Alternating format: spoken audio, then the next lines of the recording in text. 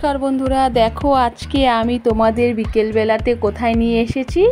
আজকে আমি তোমাদের একটা মন্দির দর্শন করতে নিয়ে আসলাম, সেটা হচ্ছে তেঁতুলতলা কালী মন্দির। তো সেটা হচ্ছে গঙ্গারামপুরের ইন্দ্রনারায়ণপুর কলোনিতে তেঁতুলতলা কালী মন্দির, আর সেই মন্দিরটা তোমাদের দেখাতে এনেছি।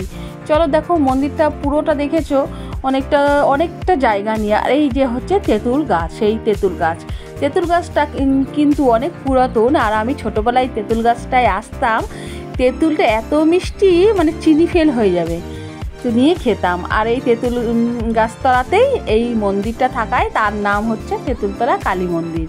তো ভেতরে কালী ঠাকুর আছে, যদিও আমি এখন এই মুহূর্তে তোমাদের জুম করে দিতে পারছি, কারণ কিছু আমরা যতটাই মডার্ন হয়ে যাই না কেন, আমাদের কিছু সেই আগের ধারণা রেখেই দিয়েছি মনের মধ্যে, যে আমরা মেয়েরা বিশেষ করে একটা সময় মন্দিরে একটু পাটা দিতে পারি না। সে যাই হোক, তোমরা একটু বুঝে নাও।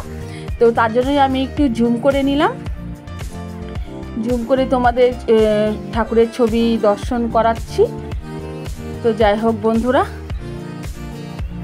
অনেক দিন পর আসলাম মন্দিরটাতে। তো এসেছি যখন, চলো আশেপাশে কি আছে সবই দেখাবো। এই যে সামনে একটু জায়গা আছে, সেইখানে আবার কীর্তন হয়, সেটা জ্যৈষ্ঠ মাসে 5 তারিখে হয়।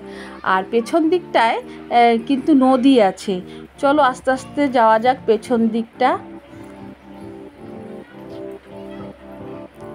পেছন দিকে যাওয়ার জন্য বেশ ভালো করেছে গেটটা, কিন্তু খুব সুন্দর করেছে। দেখো চলো, ওই যে দেখো সিঁড়ি, একদম কাছে, নদীর একদম কাছে। আর বিশেষ করে দেখো সূর্যটা, দেখো বন্ধুরা কি ভালো লাগছে সূর্যটা দেখতে। আর জলের উপর পড়েছে, তো তা একদম অপরূপ সুন্দর লাগছে। আর এই যে দেখো রাস্তাটা আছে, এটা মন্দিরের পেছন দিকে, তো এদিকে লোক চলাচল করে সেই রাস্তা। আর এই যে দেখো এদিকে একটু জঙ্গল ভাবটা পুরোটাই রেখেছে, কারণ গাছগাছালি সব জায়গায় তো এখনও কেটে উঠতে পারেনি। বেশ ভালো লাগছে, তাও ওতে গাছ দেখা যাচ্ছে। আর এই যে চলো নদীর নিচের দিকে যাওয়া যাক, তোমাদের একটু নিচের দিকে নিয়ে যাই। নদীর কাছে আসলে, জলের কাছে না গেলে না ভালো লাগে না বলতে পারো, সেই জন্যই একটু সিঁড়ি দিয়ে নিচে নেমে আসলাম। এখন যদিও জলটা নেই, আর কয়েকদিন পরে বর্ষা শুরু হয়ে যাক, তখন আবার জলটা হয়ে যাবে, তখন নদীটা দেখতে খুব সুন্দর লাগে, কিন্তু তখন ভরপুর হয় আর সত্যি খুব সুন্দর লাগে। তো যাই হোক বন্ধুরা, দেখো কেমন লাগছে অবশ্যই তোমরা কিন্তু কমেন্টের মাধ্যমে জানাবে। কি সুন্দর অপরূপ দৃশ্য সত্যি।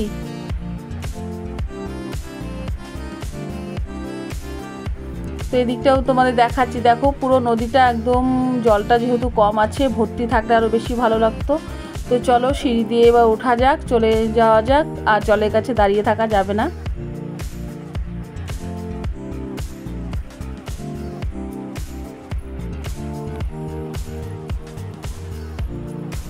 তো ধাপে উঠে যাচ্ছি উপরের দিকে।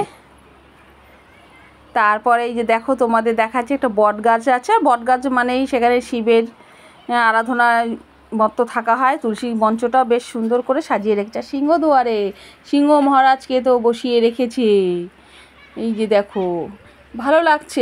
আর পুরো এতটা জায়গা জুড়ে আছে যে দেখো, ছেলেমেয়েরা কি সুন্দর খেলার একটা জায়গা পেয়ে গেছে। এদিকটা একটা রাস্তা আছে, টোটো যাতায়াত করছে। অবশ্যই তোমরা একটু বলো পুরো জায়গাটা কেমন লাগলো, তোমাদের কমেন্টে অপেক্ষায় রইলাম। ধন্যবাদ।